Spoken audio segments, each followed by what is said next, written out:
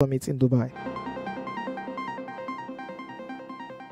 Kano governorship election. NMPP files appeal at Supreme Court as one person dies in protest over appeal court verdict.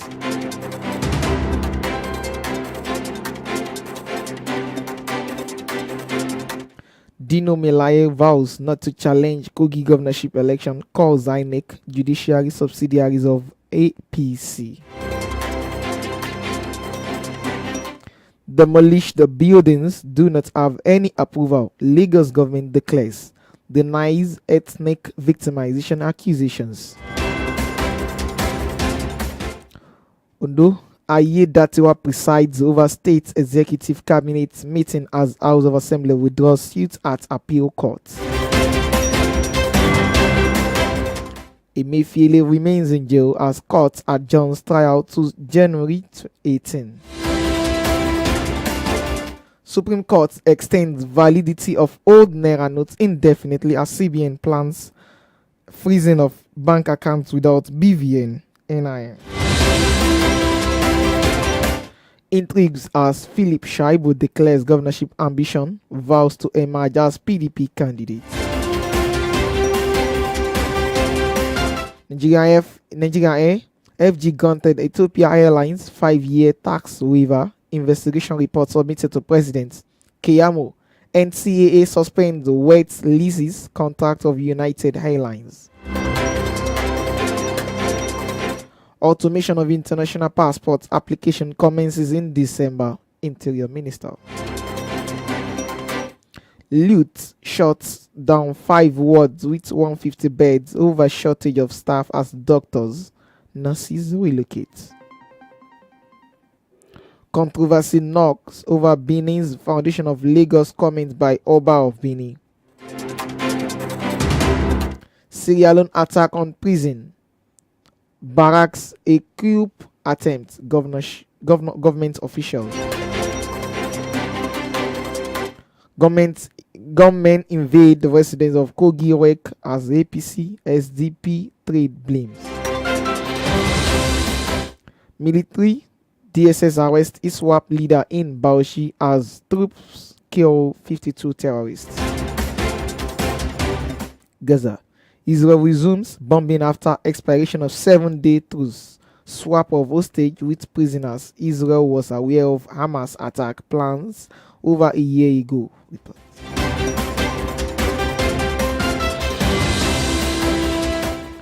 Today, 18th Jumadal Ula 1445 AH coincides 2nd December 2023. I wish our listeners happy new month. And I am in your humble host, EMIOLA, and with me is our in-house analyst, OLUBUNMI KAZEEM. You're welcome to today's news review. Thank you very much. It's been a while. Yes, due to one thing or the other, thank God we are back here. Back and better. Back and better. Yes, sir. That's good. President Tinubu represents 27.5 trillion 2024 budget to National Assembly, the path country for COP28 climate summit in Dubai.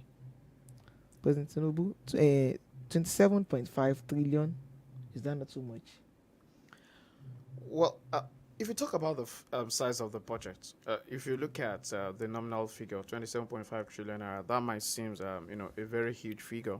But if you have to look at it critically, probably by the time you convert it to dollars, probably what we have is just around about $25 billion. $25 billion.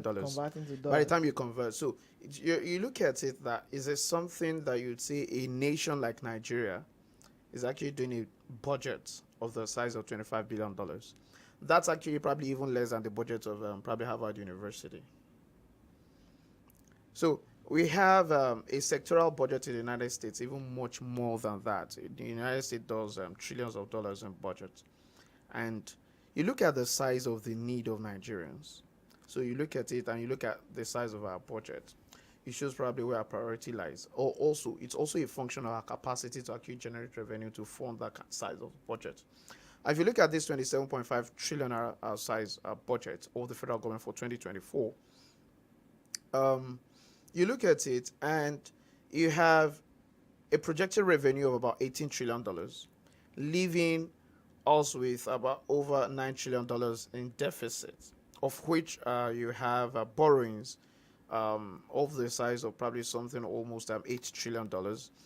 Then you also have 8 trillion naira. I also have probably sale of assets and other things like that. You're also talking about the fact that that budget has a component for um,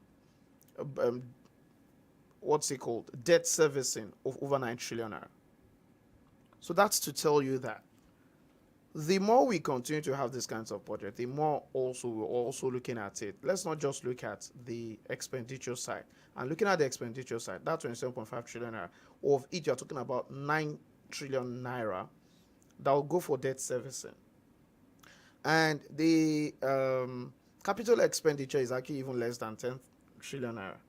And you're looking at the fact that we have lots of roads, lots of capital infrastructure that actually needs attention. You're also talking about the fact that there is also the recurrent size of the budget, payment of salaries, allowances, travels, and all the likes like that. Of both, because a lot of time when people hear recurrent expenditure, the next thing they look at the civil servant. It's not just about the civil servant. You're also talking about the political elites, the National Assembly members. It is there, taking care of them, taking care of the ministers, taking care of the president, taking care of all the aides. They are all there. So it's not just about civil servants. And at the same time, you also look at what are some of the assumptions that we have in this budget. We're looking at a petrol price of $77 per barrel. You're looking at